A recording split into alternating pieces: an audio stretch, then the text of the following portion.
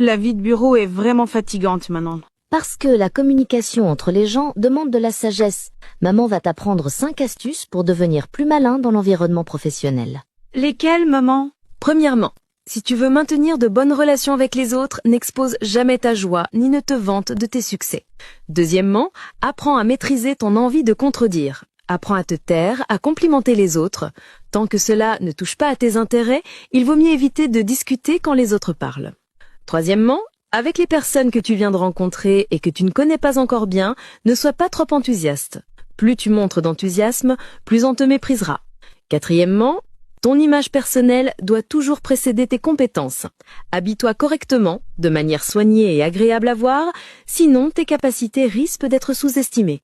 Cinquièmement, si tu veux te rapprocher de quelqu'un, demande-lui souvent de petits services, puis offre-lui en retour. Le silence d'une personne gentille, c'est parfois le bruit le plus violent que tu n'entendras jamais. Tu sais, ceux qui encaissent tout sans rien dire, ce ne sont pas des faibles, ce sont souvent les plus forts. Ils absorbent les tempêtes, apaisent les conflits et pardonnent même l'impardonnable. Il n'élève pas la voix, il ne claque pas de porte, il reste, il écoute, même après avoir été blessé ou oublié. Et quand cette personne calme atteint son point de rupture, elle ne crie pas, elle ne se venge pas, elle se retire.